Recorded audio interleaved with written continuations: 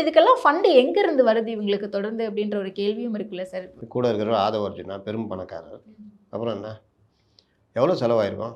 4 கோடி ஆயிருக்கும். ஓகே. அதுக்கே இவ்வளோ துள்ளுறீங்கன்னா, ஒரு அமைச்சர் கல்யாணம் பண்ணாரு. இந்த மாநாட்டோட பெருசா பண்ணாரு. யாராவது கேள்வி கேட்டோமா? ஏழைகளாக இருந்து போஸ்டர் ஒட்டி, பசக்காட்சி போஸ்டர் ஒட்டி வந்தவங்க தான் இயக்கம் தான் திமுக. இன்னைக்கு அதில யாராவது சீமான்கள் கட்சி, கோமான்கள் கட்சின்னு காங்கிரஸை பார்த்து பேசி தான் இவங்க வந்தாங்க. அன்னைக்கு இவங்கள்ட்ட ஒரு வண்டி வாகனம் கூட இல்ல. ஸ்கூட்டரில் போயிட்டு இருந்தவர் தான் டிஆர் பாலு. எங்க இதெல்லாம் எப்படி வந்துச்சுன்னு யாராவது கேட்குறோமா? நேற்று வரைக்கும் 89க்கு முன்னாடி கேஎன் நேருவோ, பொன்முடியோ, இல்லை மற்றவர்களோ யாருன்னு கேட்டிங்கன்னா ஒன்றுமே இருக்காது. சாதாரணமாக இருந்தாங்க. பொன்முடி பால் வியாபாரம் பண்ணியிருந்தாருன்னாங்க. அப்புறம் கல்லூரியில் ப்ரொஃபஸராக சேர்ந்தாருன்னாங்க. இன்றைக்கி அவர் கல்லூரியே சொந்தமாக இருக்குது. துரைமுருகனுக்கு படிக்கிறதுக்கே காசு இல்லை. எம்ஜிஆர் தான் படிக்க வச்சார்.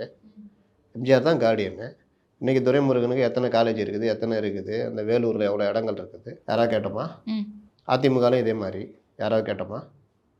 அதனால் அரசியல்னா வியாபாரம், முதல் போட்டு முதல் எடுப்பது, அதன் மூலியமாக பெரும் செல்வந்தர் ஆவது, பிறகு அந்த செல்வத்தை முதலீடு பண்ணி ஜெயிப்பது, பிறகு அந்த செல்வத்தை முதலீடு பண்ணதை எடுப்பது. இதுதானே இன்றைக்கி அரசியல். தமிழ்நாட்டு அரசியலை பொறுத்த வரைக்கும் இந்தியாவிலேயே அதிகமாக தேர்தலுக்கு பணம் செலவழிக்கிற மாநிலம் தமிழ்நாடு.